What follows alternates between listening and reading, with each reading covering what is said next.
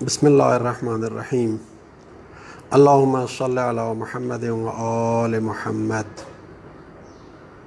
السلام علیکم یا امیر المؤمنین و یا امام المتقین۔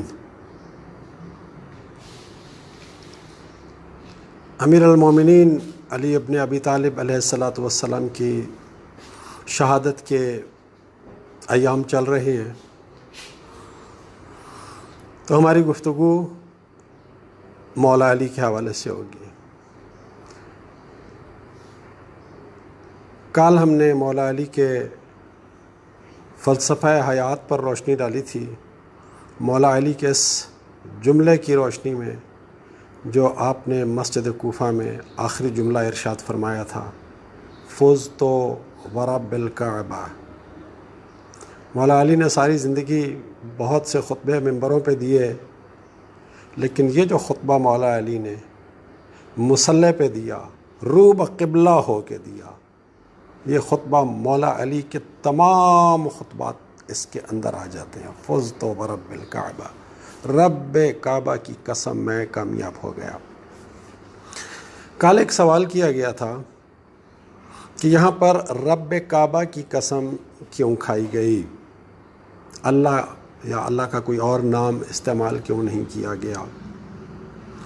تو عربوں میں ایک طریقہ تھا کہ جب وہ اللہ تعالیٰ کی عظمت کو بیان کرنا چاہتے تھے، اللہ تعالیٰ کی عظمت کا اظہار کرنا چاہتے تھے، تو اللہ تعالیٰ کے لیے رب کعبہ کا لفظ استعمال کرتے تھے، اس لیے کہ کعبہ کی عربوں کے اندر بہت تعظیم تھی، بہت تعظیم تھی کعبہ کی عربوں کے اندر، اسلام سے پہلے سے بھی۔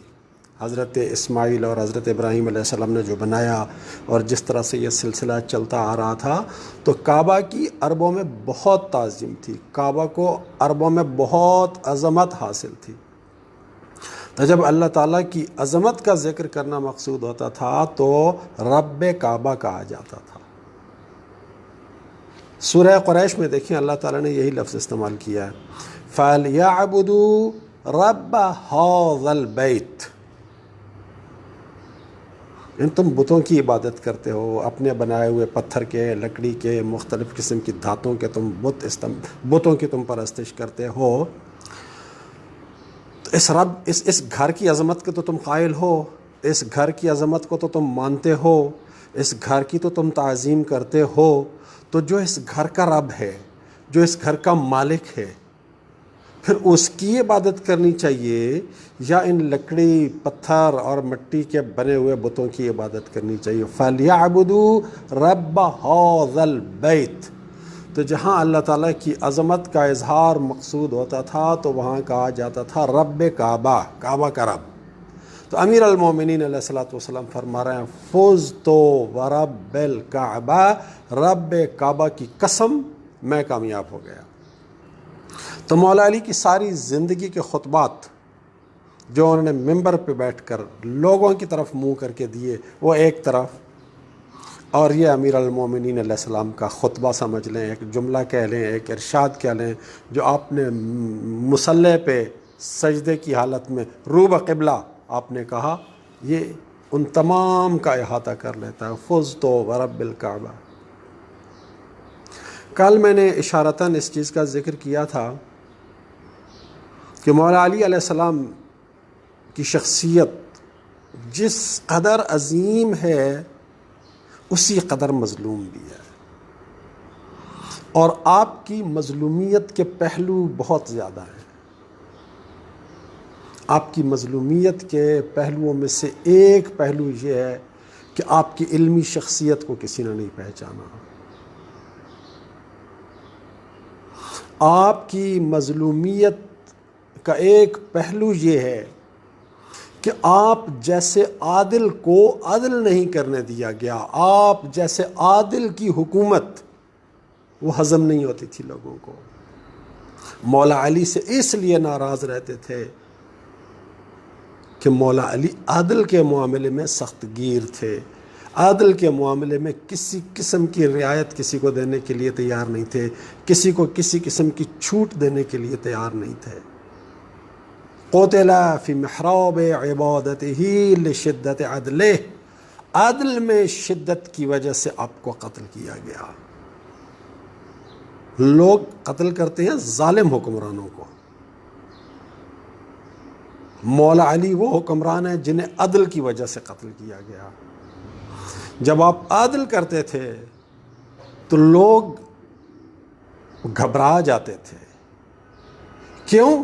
اس لیے کہ وہ جو پرانا سلسلہ چلا آ رہا تھا، اس پرانے سلسلے میں بہت سارے لوگوں کو غیر عادلانہ مراعات سے نوازا جا رہا تھا۔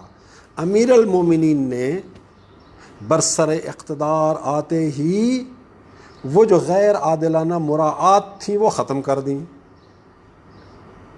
جب غیر عادلانہ مراعات ختم کر دیں، آج کل کے الفاظ میں اگر ہم بات کریں تو بہت سے لوگوں کے لفافے ختم کر دیے جب مولا علی نے، تو ظاہر سی بات ہے آج بھی دیکھ لیں آپ، جن کے لفافے بند ہوئے ہیں وہ کتنا چیخ رہے ہیں۔ تو جب مولا علی نے ناجائز مراعاتوں کے پیکج بند کیے، جب مولا علی نے ناجائز مراعات کے لفافے بند کیے تو بہت سارے لوگ مولا علی کے خلاف ہو گئے۔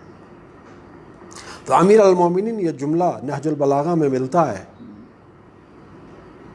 کہ میں عدل کرتا ہوں تو تم چیختے ہو، ظلم کیسے برداشت کرو گے؟ من ذاق علیہ العدل فالجور علیہ اضیق، جو شخص عدل کی وجہ سے چیختا ہے، عدل کی وجہ سے تنگی محسوس کرتا ہے، عدل کی وجہ سے گھٹن محسوس کرتا ہے، ظلم کیسے برداشت کرو گے؟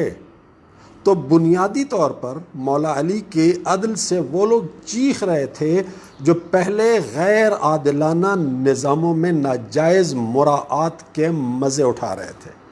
یاد رکھیے، عادل سے صرف وہی چیختا ہے جس کو ظالمانہ مراعات ملنی بند ہو جاتی ہیں، جسے غیر منصفانہ مراعات ملنی بند ہو جاتی ہیں۔ تو امیر المومنین کی مظلومیت کا ایک پہلو یہ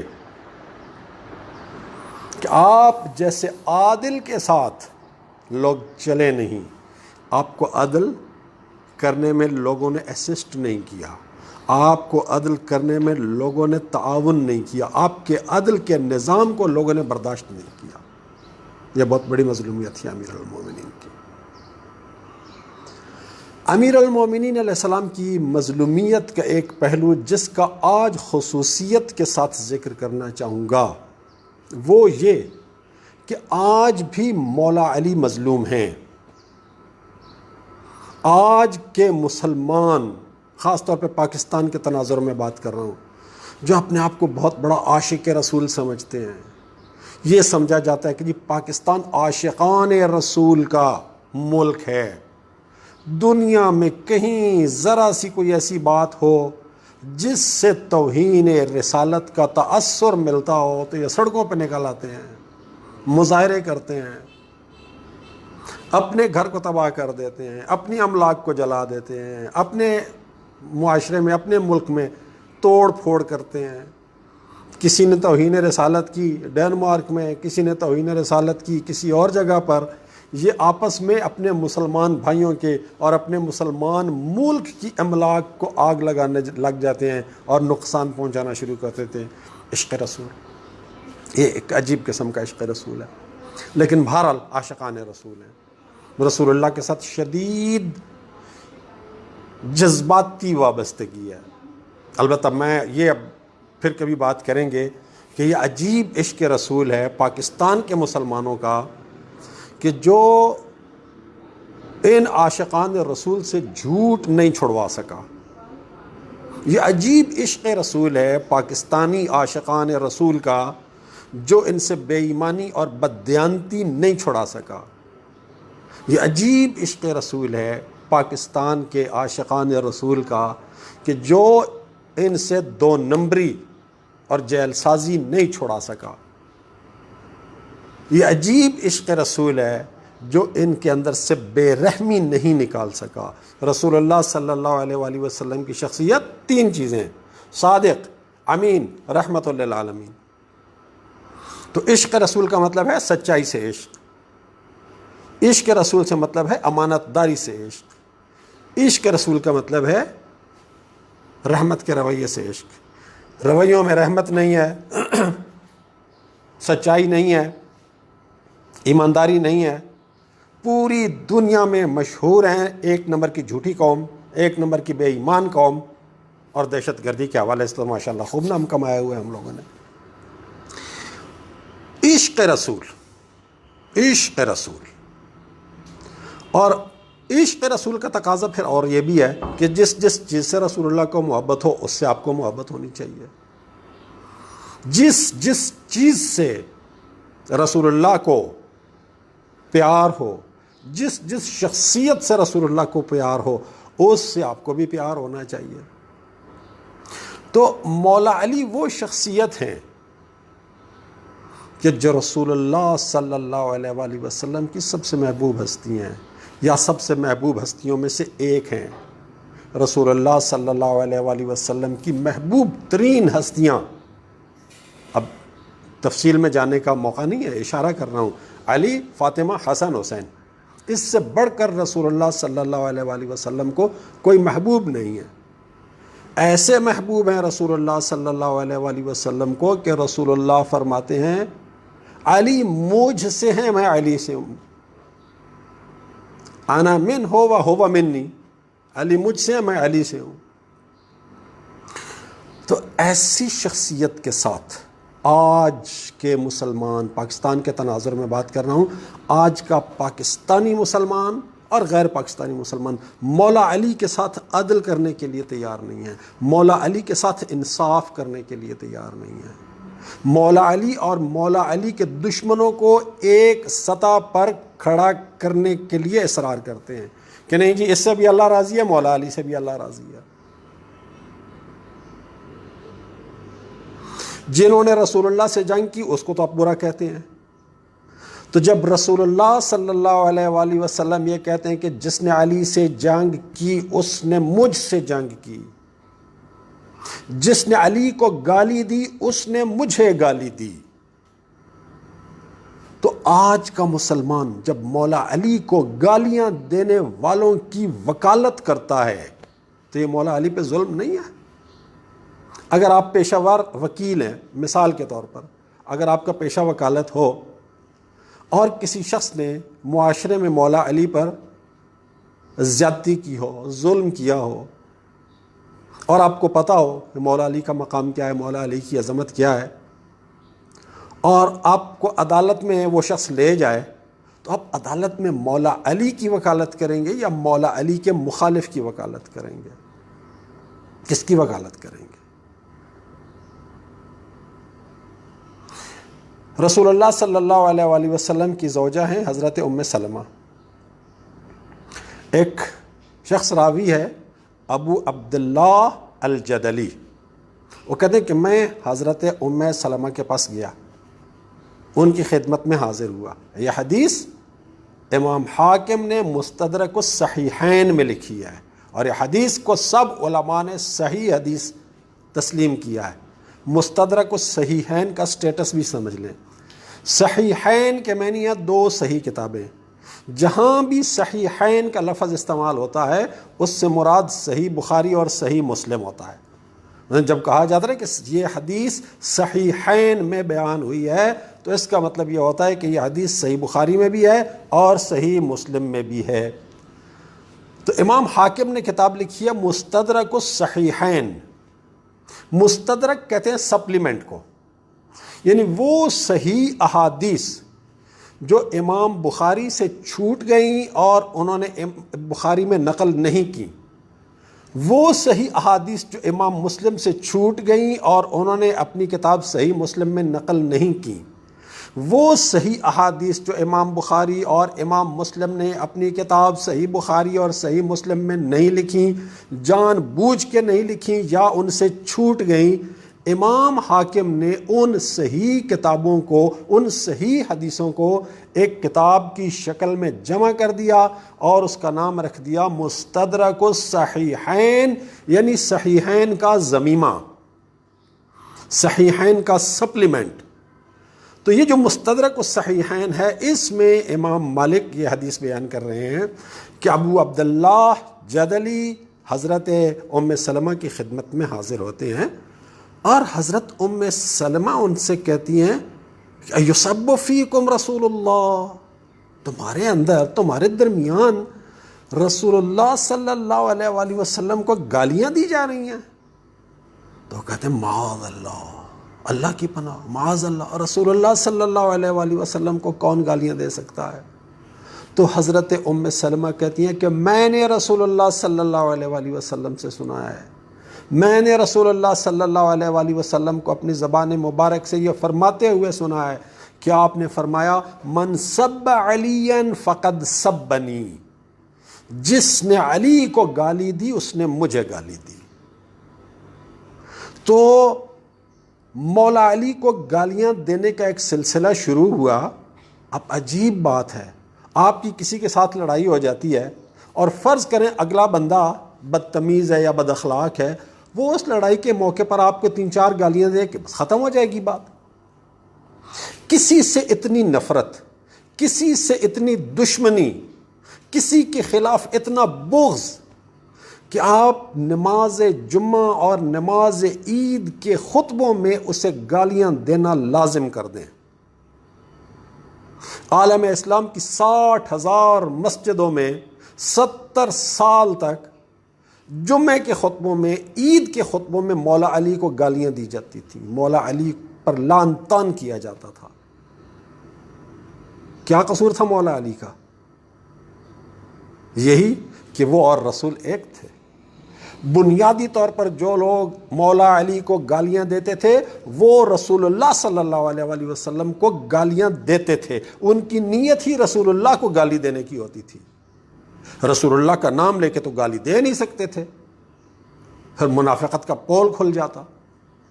تو رسول اللہ کا نام لے کے گالی نہیں دے سکتے تھے، مولا علی کو گالی دیتے تھے۔ اب ان کی وکالت کرنے والے کئی لوگ کہتے ہیں کہ بھائی یہ سب کے معنی گالی نہیں ہوتا ہے، سب کے معنی ہے تنقید ہونا، تنقید کرنا۔ تو بھائی 70 سال تک جمعے کے خطبوں میں مسلسل ایک شخص کے اوپر تنقید کرتے رہنے کا کیا جواز ہے، اگر تنقید کا مطلب بھی لے لیا جائے؟ اور اگر یہاں پر اس کا مطلب تنقید لے لیا جائے تو معاملہ اور بھی ایک عجیب شکل اختیار کر لیتا ہے۔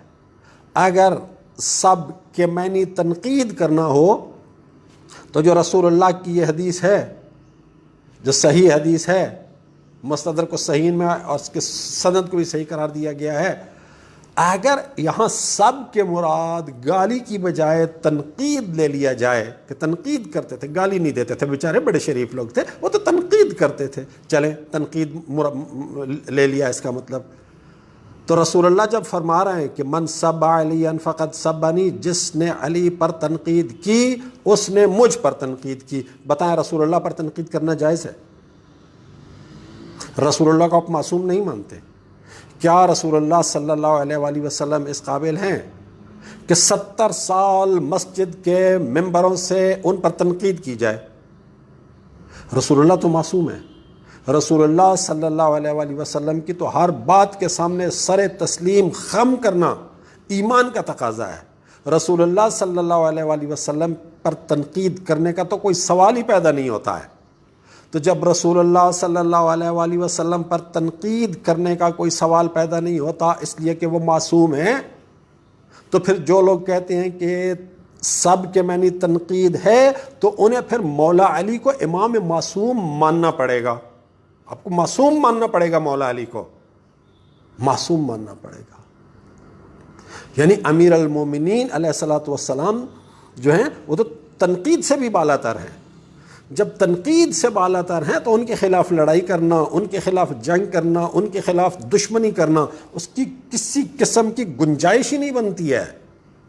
جو شخص فرمان رسول کے مطابق تنقید سے بالا تر ہو، جس پر تنقید رسول پر تنقید کے برابر ہو، اس کے خلاف دشمنی کرنا، اس کے خلاف تعصب رکھنا، اس کے خلاف جنگ کرنا کتنا بڑا جرم ہوگا۔ تو آج بھی مولا علی اس لحاظ سے مظلوم ہیں کہ آج کا مسلمان مولا علی کی وکالت نہیں کرتا، مولا علی کی حمایت نہیں کرتا۔ جب بھی بات آ جاتی ہے مولا علی اور ان کے دشمنوں کی، اگر کوئی مولا علی کی حمایت کرے، مولا علی کی وکالت کرے تو فوراً کہہ دیا جاتا ہے یہ شیعہ ہے، اور مولا علی کے دشمن کی وکالت کو اپنا دینی اور مذہبی فریضہ سمجھا جاتا ہے۔ تو جو مسلمان عاشق رسول ہونے کا دعویٰ کرتے ہیں وہ اس مسئلے پہ ذرا توجہ کریں، شیعہ سنی والے چکر سے باہر نکل آئیں۔ یہ نہ دیکھیں کہ شیعہ کیا کرتے ہیں، ہم نے شیعہ کے اپوزٹ چلنا ہے، اور اہل تشیع سے بھی یہ گزارش ہے کہ یہ نہ دیکھا کریں کہ سنی کیا کر رہا ہے ہم نے اس کے اپوزٹ کرنا ہے۔ شیعہ ہو سنی ہو، دونوں کو ایک ہی معیار بنانا ہے، دونوں کو ایک ہی معیار اپنانا ہے کہ ہم نے عدل کرنا ہے، ہم نے میرٹ پہ بات کرنی ہے، ہم نے انصاف کی بات کرنی ہے، ہم نے حق کی بات کرنی ہے۔ امام جعفر صادق علیہ الصلوۃ والسلام کا ایک ارشاد، العاقل ذلول عند اجابت الحق، عقل مند انسان، یہ مومن کی بھی بات نہیں ہو رہی ہے، شیعہ سنی کی بھی بات نہیں ہو رہی ہے، مسلم غیر مسلم کی بھی بات نہیں ہو رہی ہے، عقل مند انسان کی بات ہو رہی ہے۔ العاقل ذلول عند اجابت الحق، حق جب بھی پکارتا ہے، حق جب بھی آواز دیتا ہے تو عقل مند انسان اس کے سامنے عاجزی کے ساتھ جھک جاتا ہے۔ عقل مند انسان حق کے سامنے ذلول ہوتا ہے، ذلول۔ ہم ایک لفظ استعمال کرتے ہیں نا ذلیل، فلانا بڑا ذلیل ہے، ذلیل کا لفظ استعمال کرتے ہیں، وہاں یہ کی بجائے واو لگا دیں، ذلول۔ ذلول اس جانور کو کہتے ہیں جو سدھایا ہوا ہوتا ہے اور اپنے مالک کے اشارے پر چلتا ہے۔ مالک اشارہ کرتا ہے رک جاؤ، وہ رک جاتا ہے، مالک اسے اشارہ کرتا ہے چل پڑو، وہ چل پڑتا ہے، مالک کے اشارے پہ چلتا ہے، مالک کے اشارے کے مطابق چلتا ہے۔ تو امام علیہ السلام فرماتے ہیں العاقل ذلول عند اجابت الحق، حق جب عقل مند آدمی کو پکارتا ہے تو عقل مند آدمی ایک سدھائے ہوئے جانور کی طرح سے حق کی بات کے سامنے اپنا سر جھکا دیتا ہے۔ تو میری سب مسلمانوں سے گزارش ہے کہ فرقہ وارانہ چکر میں پڑیں گے کبھی سچا فیصلہ نہیں کر سکیں گے۔ سنی یہ کہے کہ جی اس حدیث کا شیعہ یہ مطلب لیتے ہیں نا، تو میں چونکہ سنی ہوں لہٰذا میں نے یہ مطلب لینا ہے۔ حدیث ہے رسول کی من کنت مولا فہذا علی مولا، جس جس کا میں مولا ہوں اس کا علی مولا ہے۔ آپ کہیں گے کہ جی شیعہ جو ہیں وہ مولا کے معنی لیتے ہیں حاکم، تو میں نے تو یہ معنی نہیں لینا، میں تو یہ معنی لوں گا دوست۔ تو آپ نہ شیعہ کے مطلب کو لیں نہ سنی کے مطلب کو لیں، آپ رسول اللہ کے مطلب کو لیں، رسول اللہ کے مطلب کو، کہ رسول اللہ کیا مطلب بیان کرنا چاہ رہے ہیں۔ تو رسول اللہ صلی اللہ علیہ وآلہ وسلم کے ارشادات کی روشنی میں ہم اپنے عمل کی ڈائریکشن صحیح کریں۔ شیعہ کی مخالفت کر کے اپنی آخرت کو تباہ نہ کریں، سنی کی مخالفت کر کے اپنی آخرت کو تباہ نہ کریں، حق کی مخالفت کر کے اپنی آخرت کو تباہ نہ کریں، شیعہ سے تعصب کی وجہ سے، شیعہ سے عناد کی وجہ سے مولا علی کے ساتھ بے انصافی نہ کریں کہ جی چونکہ شیعہ اس جنگ میں، اس معرکے میں مولا علی کی حمایت کرتے ہیں لہٰذا ہم نے مولا علی کے مخالف کی وکالت کرنی ہے۔ یہ درست نہیں ہے، یہ بہت سنگین غلطی ہے جس سے آپ کی اپنی قبر خراب ہوگی، آپ کی اپنی آخرت خراب ہوگی۔ مولا علی کی جنگوں کا سٹیٹس بھی رسول اللہ صلی اللہ علیہ وآلہ وسلم نے بیان کر دیا تھا۔ مسند احمد میں صحیح حدیث ہے، صحیح حدیث ہے، لفظ عربی کا نہیں پڑھتا ہوں، صرف ترجمہ کرتا ہوں، ہمارا وقت ختم ہو رہا ہے۔ تو مسند احمد میں صحیح حدیث ہے سند کے لحاظ سے کہ رسول اللہ صلی اللہ علیہ وآلہ وسلم نے ایک ایسی محفل میں جہاں مولا علی بھی بیٹھے ہوئے تھے، جہاں پہلا خلیفہ اور دوسرا خلیفہ بھی بیٹھے ہوئے تھے، البتہ یہاں خلافت سے مراد حکمرانی ہے جس طرح سے وہ کہا جاتا ہے، تو اس خلافت کا تعلق رسول اللہ کی جانشینی سے نہیں ہے، حکمرانی ہے۔ تو حضرت ابوبکر بھی بیٹھے ہوئے تھے، حضرت عمر بھی بیٹھے ہوئے تھے، اور لوگ بھی بیٹھے ہوئے تھے، مولا علی تھوڑے سے فاصلے پہ بیٹھے ہوئے تھے، اور مولا علی رسول اللہ صلی اللہ علیہ وآلہ وسلم کے جوتے کی مرمت کر رہے تھے جو ٹوٹ گیا تھا، جو پھٹ گیا تھا۔ تو رسول اللہ صلی اللہ علیہ وآلہ وسلم نے ارشاد فرمایا کہ تم میں ایک ایسا شخص ہے جو قرآن کی تعویل پر جنگ کرے گا جس طرح میں نے قرآن کی تنزیل پر جنگ کی۔ اس حدیث کو سمجھنے کی ضرورت ہے۔ جس طرح میں نے قرآن کی تنزیل پر جنگ کی، اسی طرح سے وہ قرآن کی تعویل پر جنگ کرے گا۔ حضرت ابوبکر نے کہا یا رسول اللہ میں ہوں، فرمایا نہیں۔ حضرت عمر نے کہا یا رسول اللہ میں ہوں، فرمایا نہیں۔ سب چپ ہو گئے۔ تو رسول اللہ صلی اللہ علیہ وآلہ وسلم نے فرمایا ہو خاصف النعل، وہ ہے جو جوتے گانٹ رہا ہے، جو میرے جوتے کی مرمت کر رہا ہے، جو میرا جوتا گانٹ رہا ہے۔ اب یہاں تنزیل اور تعویل کو سمجھ لیں، اور آپ کو پھر مولا علی کی جنگوں کا سٹیٹس معلوم ہو جائے گا، اور وہیں سے مولا علی کے ساتھ جنگ کرنے والوں کا سٹیٹس بھی معلوم ہو جائے گا۔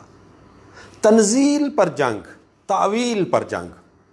دیکھیے شیطانی طاقتوں کی ایک سٹریٹجی یہ ہوتی ہے، ایک طریقہ یہ ہوتا ہے کہ حق کا رستہ روکو۔ پہلا ان کا پلان اے، باطل کا پلان اے یہ ہوتا ہے کہ حق کا رستہ روکو، اس میں کامیاب ہو جائے تو یہ اس کی بہت بڑی کامیابی ہوتی ہے، اور اگر وہ اس میں کامیاب نہ ہو تو پھر اس کا پلان بی ہوتا ہے۔ پلان بی کیا ہوتا ہے کہ بظاہر وہ حق کو قبول کر لیتا ہے، پھر حق کے اندر معنوی تحریف کرتا ہے، تعویل کرتا ہے، ٹیمپرنگ کرتا ہے، یعنی حق کا جو اصل میسج ہوتا ہے، حق کا جو اصل پیغام ہوتا ہے، اس کے اندر تبدیلی کرتا ہے، اس کے اندر رد و بدل کر دیتا ہے۔ تو جب اصل پیغام اپنی جگہ پہ نہ رہے تو پھر حق رہے یا نہ رہے کیا فرق پڑتا ہے؟ باطل طاقتوں کو، طاغوتی طاقتوں کو، شیطانی طاقتوں میں اصل مسئلہ تو حق کے پیغام سے ہوتا ہے، حق کے میسج سے ہوتا ہے، حق کے فلسفے سے ہوتا ہے۔ تو پہلے کوشش کرتے ہیں کہ نہ ہو۔ تو رسول اللہ صلی اللہ علیہ وآلہ وسلم نے فرمایا کہ یہ قرآن اللہ نے میرے اوپر نازل کیا ہے۔ تو وہ کیا کہتے تھے؟ ہم نہیں مانتے، آپ شاعر ہیں، آپ کی شاعری ہے، اور اس طرح کی بہت ساری باتیں کر کے وہ نزول قرآن کی مخالفت کرتے تھے۔ رسول اللہ صلی اللہ علیہ وآلہ وسلم سے جنگ بدر سے لے کر فتح مکہ تک جس نے جنگ کی، جو جنگ کی، وہ اس بات پر جنگ کی کہ رسول اللہ کہتے تھے یہ قرآن اللہ نے میرے اوپر نازل کیا ہے، یہ میں تمہارے سامنے پیش کرتا ہوں۔ وہ کہتے تھے اللہ نے کچھ بھی نازل نہیں کیا ہے۔ تنزیل پر جنگ۔ تو جنگ کیا تھی؟ رسول اللہ کہتے تھے یہ قرآن اللہ نے نازل کیا ہے، وہ کہتے تھے اللہ نے کچھ نازل نہیں کیا، آپ اللہ کے رسول نہیں ہیں۔ تو تنزیل پر جنگ تھی۔ اب تنزیل والی جنگ ہار گئے، تنزیل والی جنگ ہار گئے، اس میں ان کا کچھ نہیں بنا ہے، فتح مکہ پر ان کے سارے مورچے ٹوٹ گئے۔ تو اب انہوں نے دوسری جنگ شروع کر دی کہ قرآن شریف کی تعویلات، قرآن شریف کے میسج میں ٹیمپرنگ، قرآن شریف کے پیغام میں تبدیلی۔ اب قرآن شریف کے پیغام میں تبدیلی کر دو، یا سرے سے یہ کہہ دو کہ جو قرآن شریف اللہ کی کتاب نہیں ہے، بات تو ایک ہی ہو گئی۔